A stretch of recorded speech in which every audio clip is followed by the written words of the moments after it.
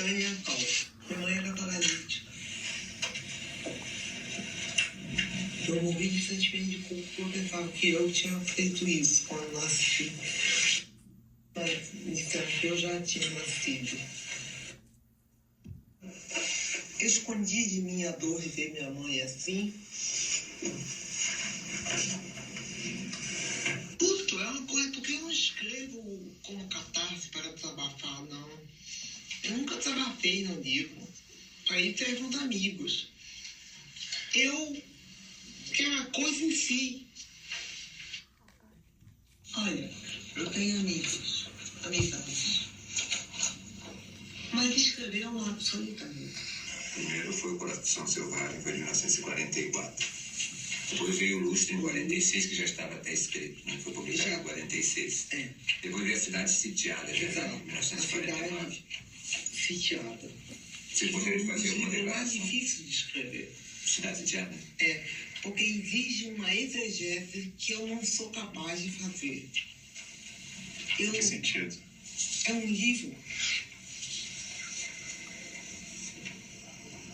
Eu estava perseguindo uma coisa e não tinha quem me dissesse o que eu estava perseguindo. Santiago Dantas abriu o livro, leu e pensou, coitado da Clarice. Caiu muito. 2 meses depois, ele me contou que ele estava com um livro, antes de dormir ele quis ler alguma coisa e pegou. E esse é o seu melhor livro. A Cidade Sitiada? É. Um livro denso, fechado. A motivação, assim, que te levou a escrever esse livro, o que era? Era a formação de uma cidade, a formação de um ser humano dentro da cidade, um subúrbio crescendo. Um subúrbio com cavalos, tudo tão legal. Construir uma ponte, construir tudo, de modo que já não era o subúrbio, então o personagem, ó, dá o fundo.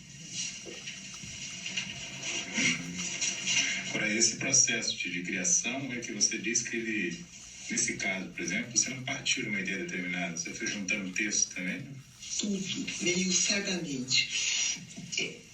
Eu trabalho, eu elaboro muito inconscientemente, viu? Às vezes penso que eu não estou fazendo nada, estou sentado numa cadeira e...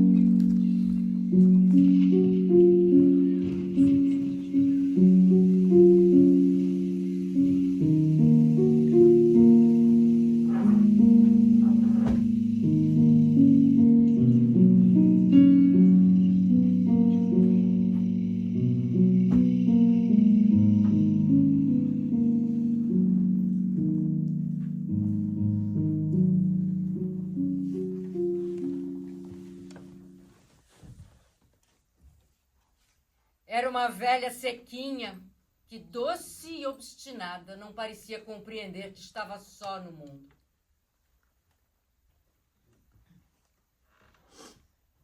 As mãos repousavam no vestido preto, opaco, velho documento de sua vida. No tecido já envelhecido encontravam-se pequenas crostas de pão coladas pela baba, que lhe ressurgia agora em lembrança do berço. Lá estava uma nódoa amarelada de um ovo, e comera há 2 semanas. E as marcas dos lugares onde dormia. Achava sempre onde dormir. Casa de um, casa de outro. Quando lhe perguntavam o nome, dizia com a voz purificada pela fraqueza e por longuíssimos anos de boa educação: Mocinha. As pessoas sorriam. Contente pelo interesse despertado, explicava: o nome? Nome mesmo? É Margarida. Margarida. O corpo era pequeno, escuro, embora ela tivesse sido alta e clara. Tivera pai, mãe, marido, 2 filhos.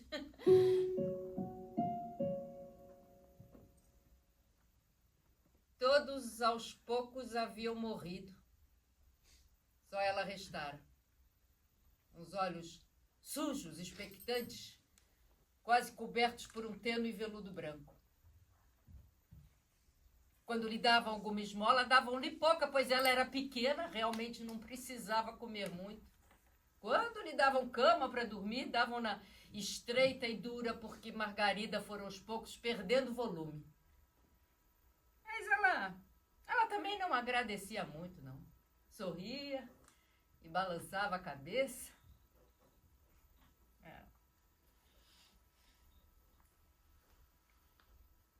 Dormia agora, não se sabia mais por que motivo, no quarto dos fundos de uma casa grande numa rua larga, cheia de árvores, em Botafogo. A família achava graça e mocinha, mas esquecia-se dela a maior parte do tempo. É que também se tratava de uma velha misteriosa. Levantava-se de madrugada, arrumava assim a sua cama de anão e disparava lépida como se a casa estivesse pegando fogo. Ninguém sabia por onde andava. Um dia a moça da casa perguntou-lhe o que andava fazendo. Respondeu com um sorriso gentil: passeando. Acharam graça que uma velha vivendo de caridade andasse a passear. Mas era verdade. Mocinha nascera no Maranhão, onde sempre vivera. Viera para o Rio, não há muito, com uma senhora muito boa, que pretendia interná-la num asilo. Mas depois não pudera ser. A senhora viajara para Minas e dera algum dinheiro para a mocinha se arrumar no Rio. E ela passeava para ficar conhecendo a cidade. Bastava, aliás, sentar-se num banco de praça e já se via o Rio de Janeiro.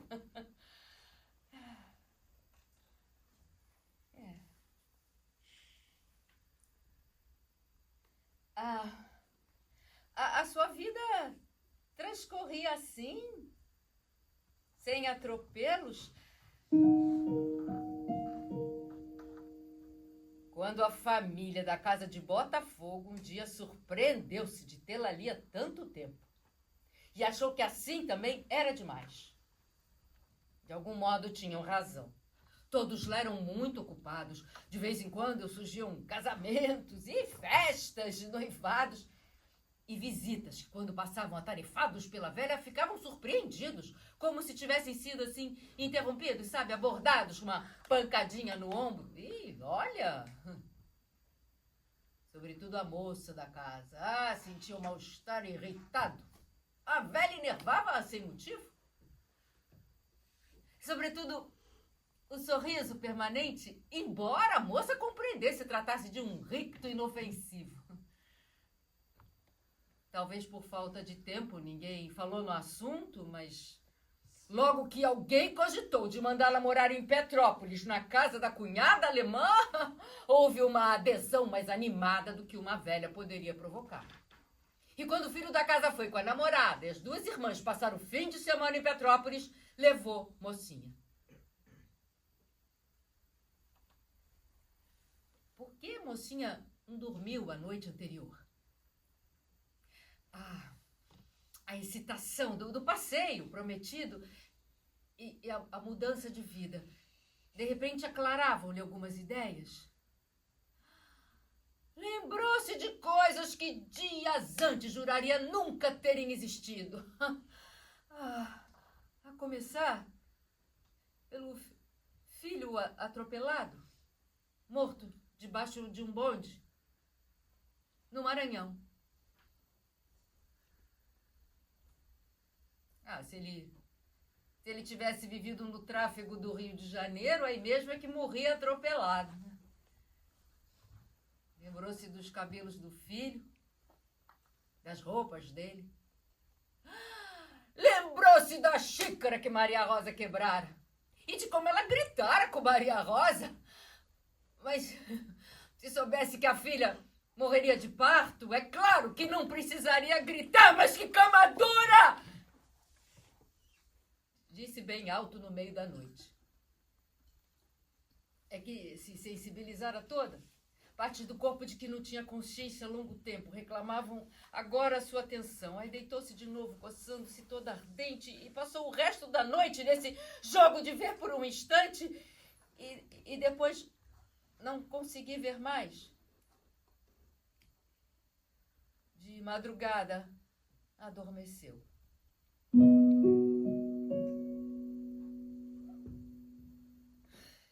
E pela primeira vez foi preciso acordá-la, ainda no escuro. A moça veio chamá-la de lenço amarrado na cabeça e já de maleta na mão. Inesperadamente, Mocinha pediu uns instantes para pentear os cabelos. As mãos trêmulas seguravam o pente quebrado, ela se penteava. Nunca fora mulher de passear sem antes pentear bem os cabelos.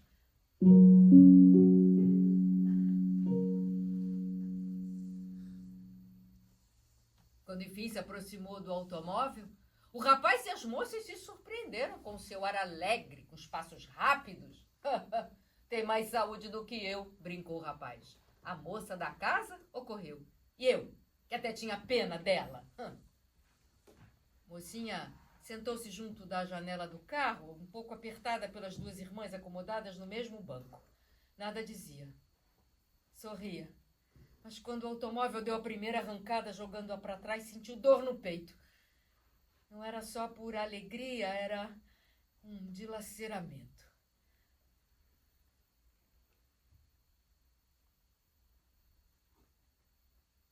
A viagem foi muito bonita. As moças estavam contentes. Mocinha agora já recomeçara a sorrir e, embora o coração batesse muito, tudo estava melhor. Passaram por um cemitério, um armazém, árvore, duas mulheres, soldado, gato, letras, tudo engolido pela velocidade.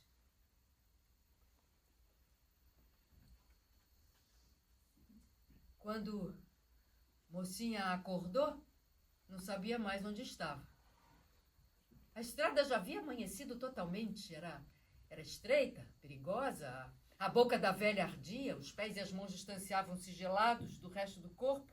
As moças falavam, a da frente apoiava a cabeça no ombro do rapaz, os embrulhos despencavam a todo instante. O rapaz disse para as irmãs: eu acho melhor a gente não parar de frente para evitar histórias. Ela salta do carro, a gente ensina onde ela vai sozinha e dá um recado que é para ficar. A moça da casa interrompeu. Sim, olha que mocinha, você entra por aquele beco, não há onde errar. Na casa de tijolo vermelho, você pergunta por Arnaldo, que é o meu irmão, viu, Arnaldo? E diz que lá em casa você não pode mais ficar.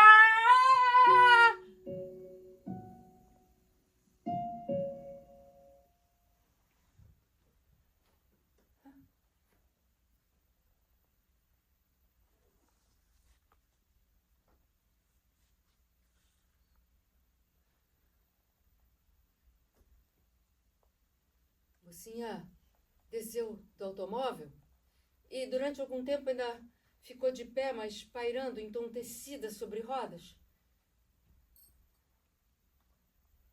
O vento fresco soprava-lhe a saia comprida por entre as pernas.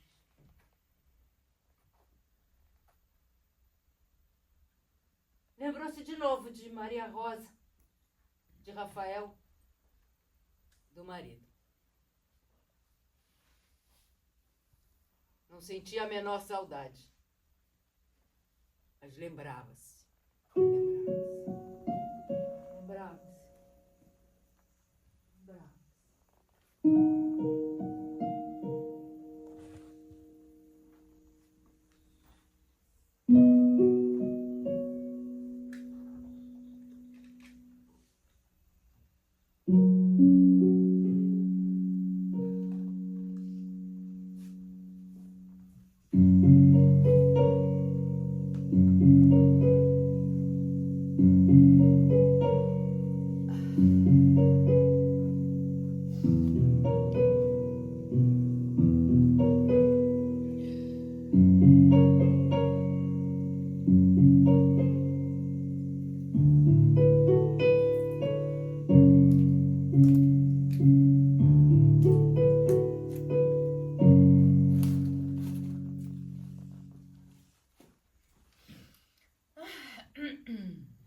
Depois de se sentar no ônibus e de lançar uma tranquila vista de proprietária pelos bancos, engoliu um grito. A seu lado, na mão de um homem gordo, estava aquilo que parecia um rato inquieto e que, na verdade, era um vivíssimo sagui. Os primeiros momentos dela versus sagui foram gastos em procurar sentir que não se tratava de um rato disfarçado, não. Quando isso foi conseguido, começaram momentos deliciosos e intensos. A observação do bicho. O ônibus inteiro, aliás, não fazia outra coisa. Mas era privilégio dela estar ao lado do personagem principal. De onde estava, podia, por exemplo, reparar na mini mesa, que é uma língua de sagui, um risco de lápis vermelho. Aí havia os dentes também, quase que se poderiam contar cerca de milhares de dentes dentro do risco da boca, e cada lasca menor que a outra, e mais branca. O sagui não fechou a boca um instante. Os olhos eram redondos, hipertireóidicos, combinando com um ligeiro prognatismo, e essa mistura se lhe dava um ar estranhamente impudico. Formava uma cara meio oferecida de menino de rua, desses que estão permanentemente resfriados e que ao mesmo tempo chupam bala e fungam o nariz. Ai, quando o sagui deu um pulo no colo dela, ela conteve um frisson. E o prazer encabulado de quem foi eleita. Mas os passageiros olharam-na com simpatia, assim, aprovando o acontecimento, e um pouco ruborizada, ela aceitou ser a tímida favorita. Não acariciou, não, porque não sabia se esse era o gesto a ser feito. E nem o bicho sofria míngua de carinho, não. Não. Na verdade, o seu dono, o homem gordo, tinha por ele um amor sólido e severo, de pai para filho, de dono para mulher. Era um homem que, sem um sorriso, tinha chamado coração de ouro. A expressão do seu rosto era até trágica, como se ele tivesse missão. Missão de amar. O sagui era o seu cachorro na vida. Ônibus na brisa, como embandeirado, avançava. E o sagui comeu um biscoito? O sagui coçou a redonda orelha com a perna fina de trás. O sagui guinchou. Aí pendurou-se na janela e espreitou o mais depressa que podia, e despertando nos ônibus opostos caras que se espantavam e que não tinham tempo de averiguar se tinham mesmo visto o que tinham visto. Enquanto isso, perto dela, uma senhora contou a outra senhora, que contou outra senhora, que contou outra senhora, que tinha um gato. Quem tinha posses de amor contou.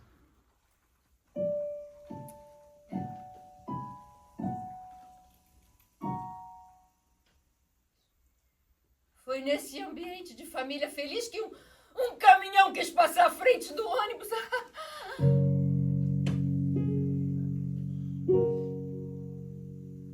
Houve quase um encontro fatal. Os gritos, todos saltaram depressa. E ela, atrasada com hora marcada, tomou um táxi. Só no táxi lembrou-se de novo do sagui. Aí lamentou com um sorriso sem graça que, sendo os dias que correm tão cheios de notícias nos jornais e com tão poucas para ela, tivessem os acontecimentos se distribuído tão mal, a ponto de um sagui e um quase desastre sucederem na mesma hora. Aposto que nada mais me acontecerá durante um longo tempo. Aposto que agora eu vou entrar no tempo das vacas magras, que era, em geral, o seu tempo. Só que nesse mesmo dia aconteceram outras coisas. Todas até que dentro da categoria de bens declaráveis. Só que não eram comunicáveis. Essa mulher era, aliás, assim, um pouco silenciosa para si mesma e não se entendia muito bem consigo própria. Mas assim é, né, gente? E jamais se soube de um sagui que tenha deixado de nascer, viver e morrer só por não se entender ou não ser entendido?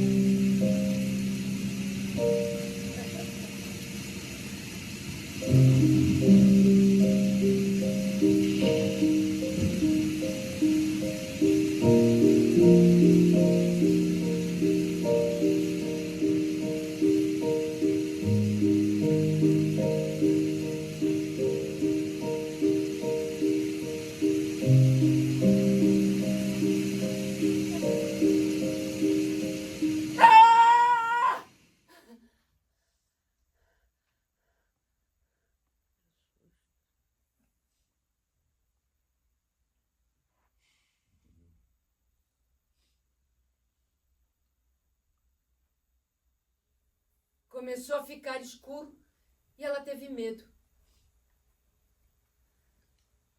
A chuva caía sem tréguas.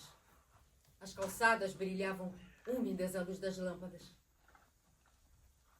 Passavam pessoas de guarda-chuva, de impermeável, muito apressadas. Os rostos cansados. Os automóveis deslizavam pelo asfalto molhado. E uma ou outra buzina soava maciamente. Quis sentar-se num banco do jardim. Na verdade, não sentia chuva e não se incomodava com frio. Só mesmo um pouco de medo, porque ainda não resolveram o caminho a tomar. O banco seria um ponto de repouso, mas os transeuntes olhavam-na com estranheza. E ela prosseguia na marcha.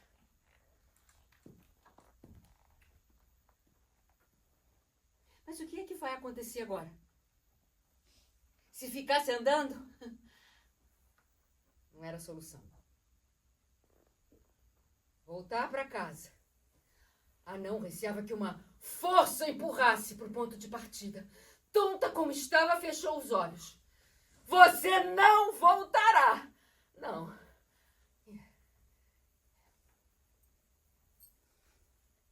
Agora que decidir ir embora, tudo renascia. Se não estivesse tão confusa, gostaria infinitamente do que pensar ao cabo de 2 horas. Bem, as coisas ainda existem. Sim. Simplesmente extraordinária a descoberta. Há 12 anos era casada. E 3 horas de liberdade restituíam-na quase inteira a si mesma. Primeira coisa a fazer era ver se as coisas ainda existiam. Não havia somente alegria e alívio dentro dela. Também um pouco de medo. E 12 anos.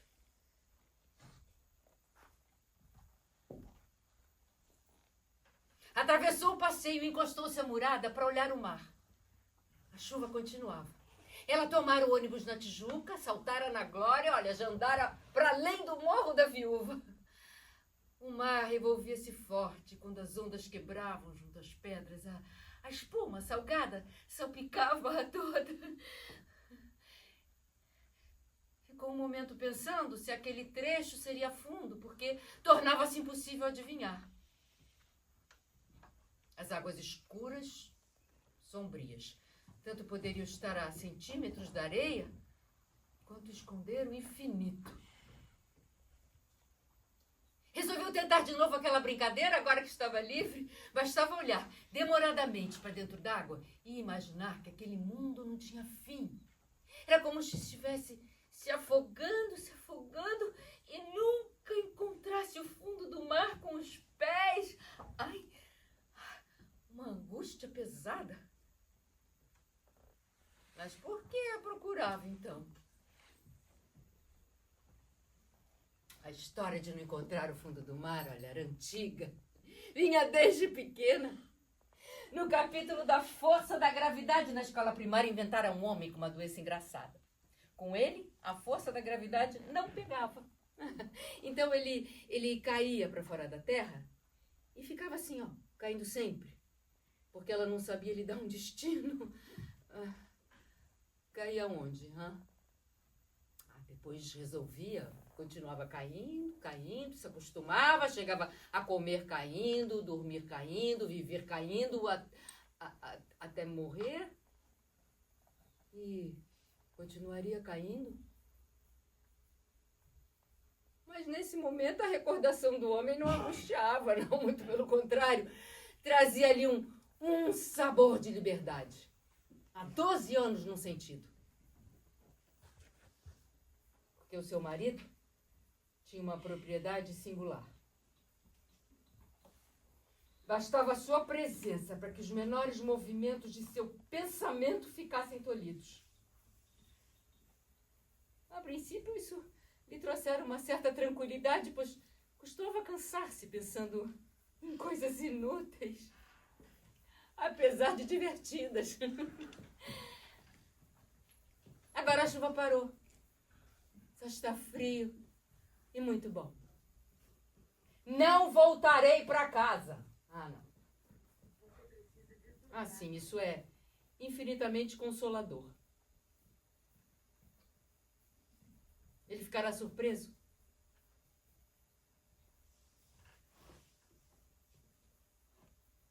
Sim.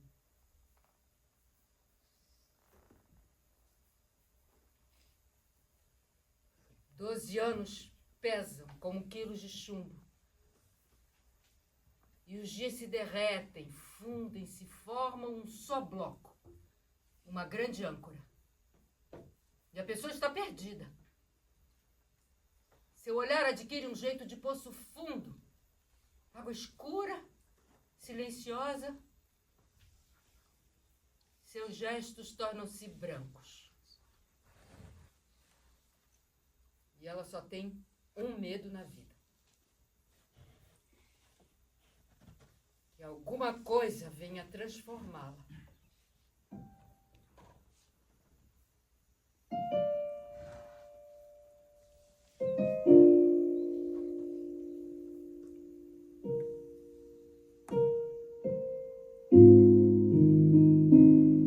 Vive atrás de uma janela, olhando pelos vidros a estação das chuvas cobrida do sol.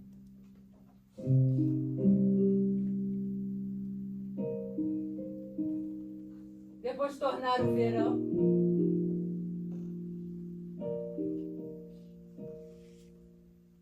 E ainda as chuvas de novo.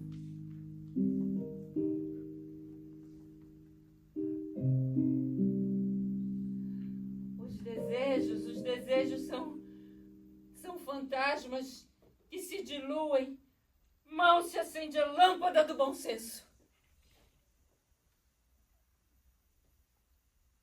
Mas por que os maridos são bom senso?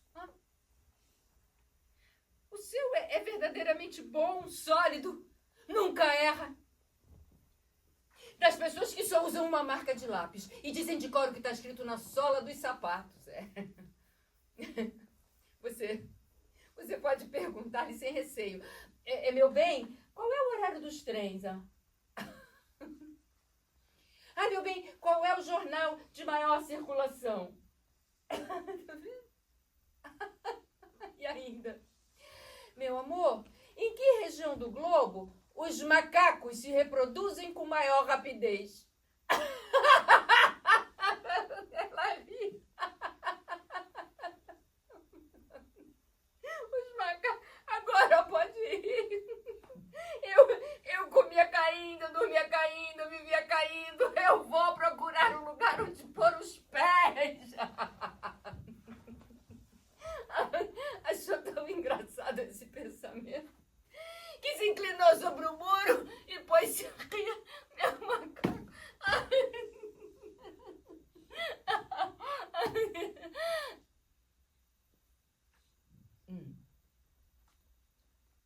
Um homem gordo parou a certa distância olhando. O que eu faço, hein? Talvez chegar perto e dizer... meu filho, tá chovendo, né? Não. Meu filho, eu era uma mulher casada e sou agora uma mulher. Pois a caminhar e esqueceu o homem gordo. Abre a boca e sente o ar fresco inundá-la. Mas por que esperou tanto tempo por essa ocasião? Só hoje, depois de 12 séculos, saíra do chuveiro frio, vestira uma roupa leve, apanhar um livro, mas hoje era diferente. De todas as tardes, dos dias de todos os anos, fazia calor e ela sufocava. Abriu todas as portas, as janelas, mas não. O ar ali continuava imóvel, sério, pesado, nenhuma viração. O céu baixo, as nuvens escuras, densas. Como foi que aquilo aconteceu? A princípio, apenas o mal-estar e o calor.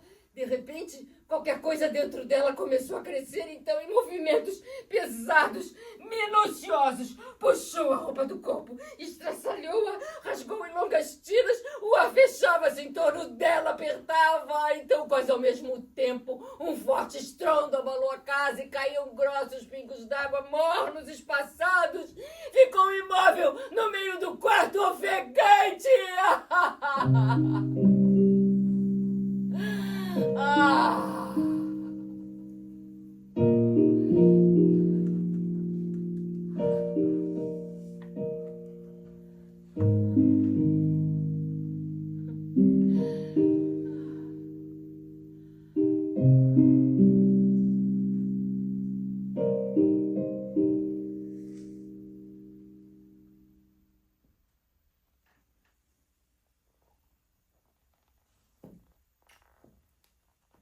Agora? Agora está com fome. Há 12 anos não sente fome. Entrará num restaurante. O pão é fresco, a sopa é quente. Pedirá café. Um café, por favor. Cheiroso e forte, hein? Como tudo é lindo. E tem encanto.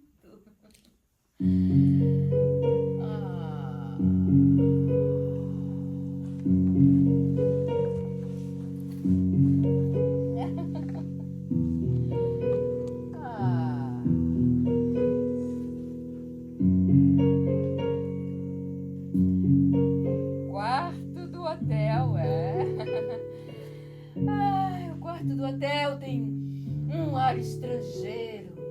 O travesseiro é macio, perfumado, a roupa é limpa. E quando o escuro dominar o aposento, uma lua enorme surgirá. Depois dessa chuva, uma lua fresca e serena. E ela dormirá coberta de luar. Amanhecerá. Terá amanhã livre para comprar o necessário para a viagem, porque o navio parte às 2h da tarde. O navio, o navio.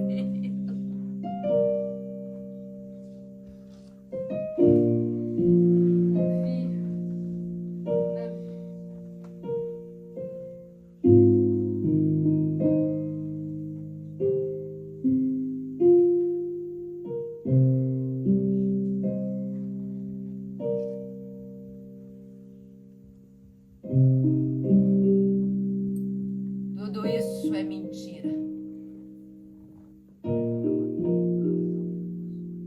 Qual a verdade?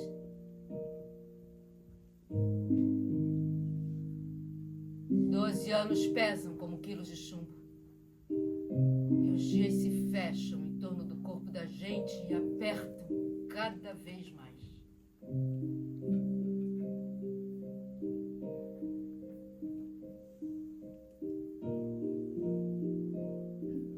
Volto para casa.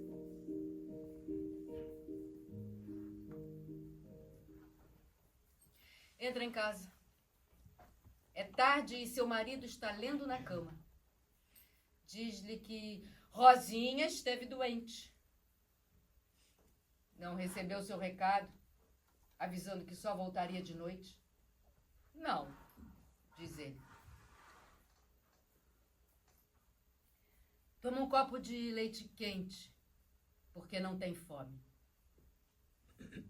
Veste um pijama de flanela azul, de pintinhas brancas, muito macio mesmo. Pede ao marido que apague a luz. Ele beija no rosto. Diz que o acorde às 7h em ponto. Ela promete.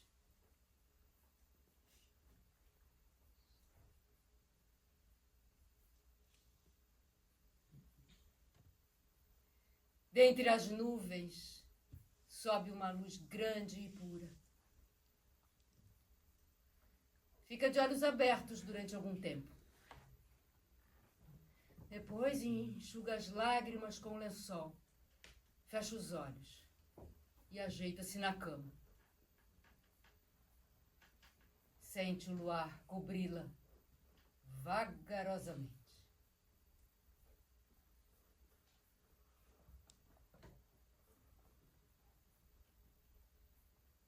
Dentro do silêncio da noite, o navio se afasta cada vez mais.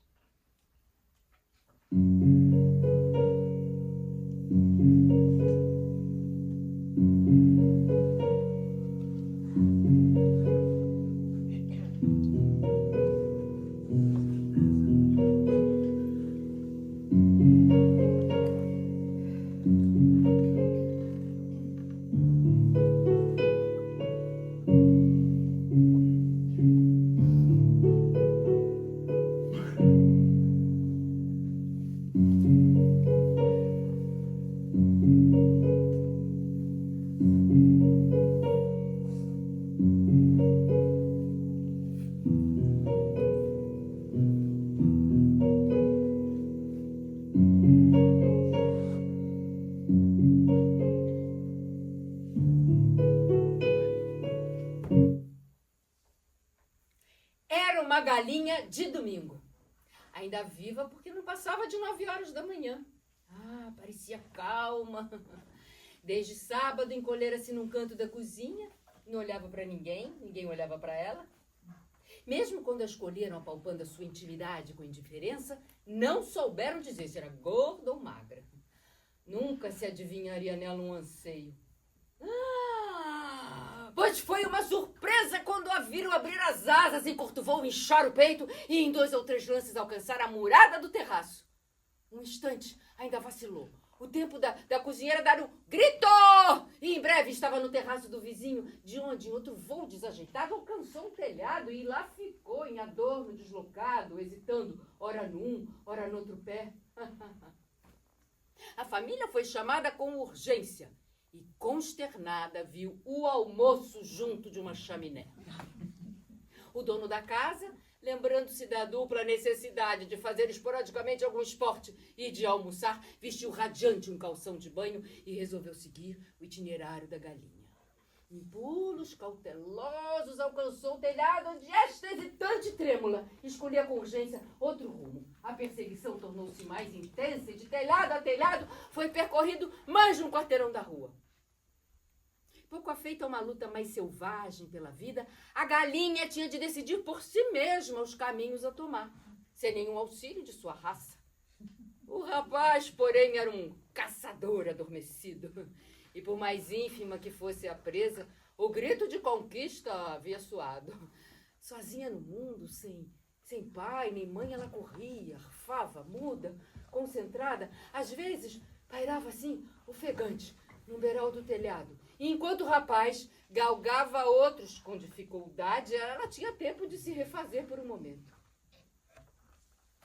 E então parecia tão livre. Estúpida, tímida e livre. Não vitoriosa como seria um galo em fuga. O que é que havia nas suas vísceras que fazia dela um ser? A galinha é um ser. É verdade que não se poderia contar com ela para nada. Nem ela própria contava consigo, como o galo crê na sua crista. A sua única vantagem é que havia tantas galinhas no mundo que, morrendo uma, no mesmo instante surgiria outra, tão igual como se fora a mesma. Afinal, numa das vezes em que parou para gozar sua fuga, o rapaz alcançou-a. Entre gritos e penas, ela foi presa, em seguida carregada em triunfo por uma asa através das telhas e pousada de novo no chão da cozinha, com certa violência. Ainda tonta, sacudiu-se um pouco em cacarejos roucos e indecisos. Foi então que aconteceu. E por afobação, a galinha pôs um ovo. Surpreendida, exausta. Talvez fosse prematuro. Mas logo depois, nascida que fora para a maternidade, parecia uma velha mãe habituada. Sentou-se sobre o ovo e ele ficou, abotoando e desabotoando os olhos. Seu coração tão pequeno num prato, solevava e abaixava as penas, enchendo de tepidez aquilo que nunca passaria de um ovo. Só a menina estava por perto e assistiu a tudo estarrecida. Mal, porém, conseguiu desvencilhar-se do acontecimento, saiu aos gritos. Mamãe, mamãe, não mate mais a galinha, ela pôs o ovo, ela quer o nosso bem. Todos correram de novo à cozinha e rodearam mudos a jovem parturiente. Esquentando seu filho, ela não era nem suave, nem arisca, nem alegre, nem triste. Não era nada. Era uma galinha. O que não sugeria nenhum pensamento especial. O pai, a mãe e a filha olhavam assim já há algum tempo, sem propriamente um pensamento qualquer. Nunca ninguém acariciou uma cabeça de galinha, né? O pai, afinal, decidiu-se com certa brusquidão. Se você mandar matar esta galinha, eu nunca mais comerei galinha na minha vida. Eu também, jurou a menina com ardor. A mãe, cansada, aí deu de ombros. Inconsciente da vida que lhe for entregue, a galinha passou a morar com a família. A menina, de volta do colégio, aí jogava pasta longe, sem interromper a corrida para a cozinha. O pai, de vez em quando, ainda se lembrava. E dizer que eu a obriguei a correr naquele estado. A galinha tornara-se rainha da casa.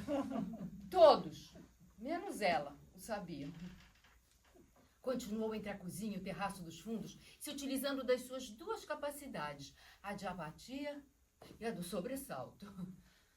Mas quando todos estavam quietos em casa e pareciam ter esquecido, enchia-se assim de uma pequena coragem, resquícios da grande fuga, e circulava pelo ladrilho, o corpo avançando atrás da cabeça, assim pausado como num campo, embora a pequena cabeça traísse, mexendo-se rápida e vibrátil com um velho susto da sua espécie já mecanizada.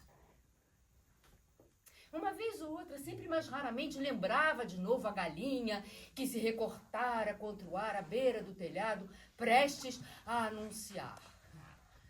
Nesses momentos, enchia os pulmões com ar impuro da cozinha e, se fosse dado às fêmeas cantar, ela não cantaria não, mas ficaria muito mais contente, né? Embora nem nesses momentos a expressão da sua vazia cabeça se alterasse. Na fuga, no descanso, quando deu à luz obicando milho, era uma cabeça de galinha, a mesma que fora desenhada no começo dos séculos. Até que um dia mataram-na, comeram-na e passaram-se os anos.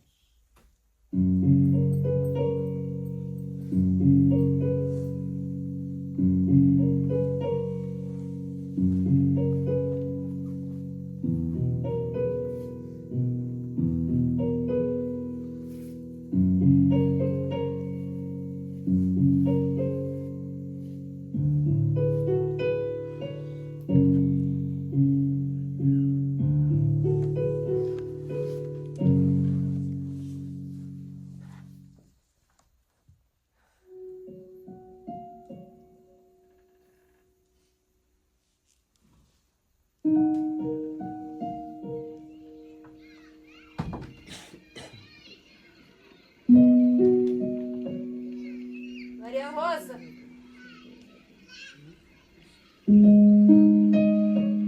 Rafael? Maria...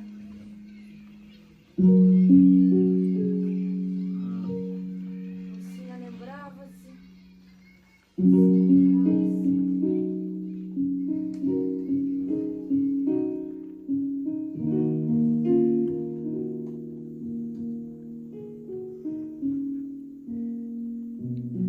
A sede voltou-lhe queimando a garganta. O sol ardia, faiscava em cada seixo branco. A estrada de Petrópolis é muito bonita.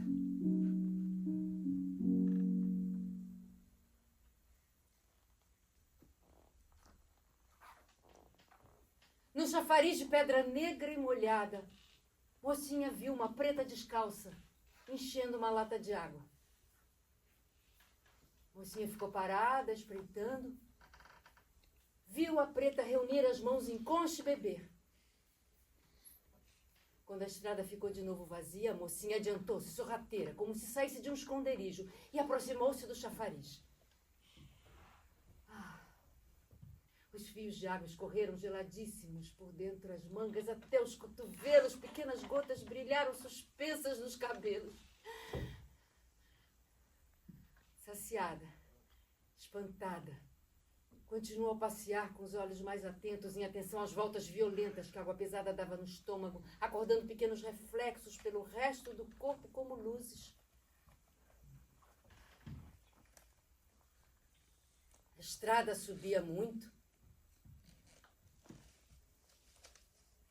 A estrada de Petrópolis é mais bonita que o Rio de Janeiro. E subia muito.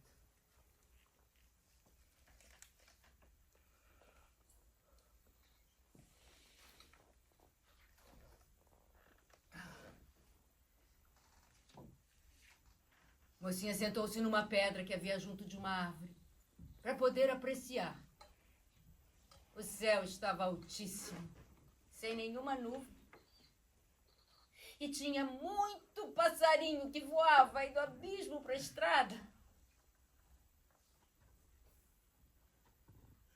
A estrada branca de sol se estendia sobre um abismo verde.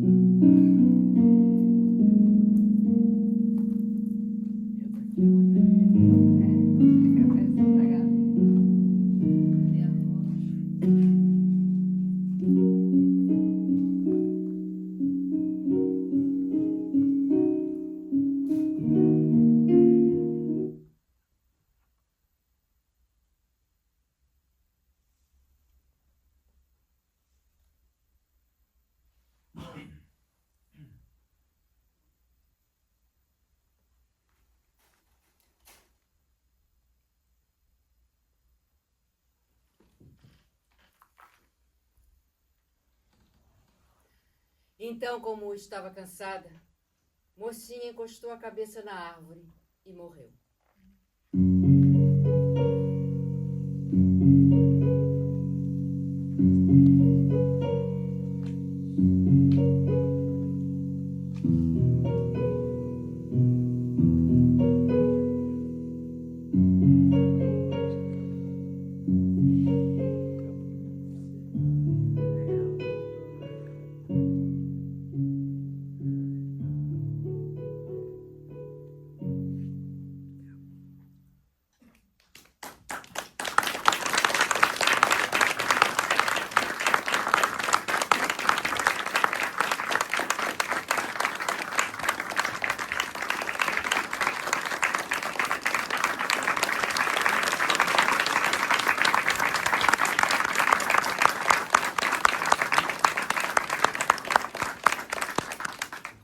Agradeço imensamente a presença de vocês. Esse espetáculo é uma coisa muito importante para nós aqui. Agradeço aqui a Cidade das Artes esse acolhimento, a minha super equipe que está aí sempre junto. É um espetáculo que eu estou aqui em cena, mas tem um motor por trás, tá? E pedir a vocês que, se puderem, divulgar amanhã, nosso último dia aqui, por enquanto. Vamos ver o que a gente consegue. Muito obrigada pela presença.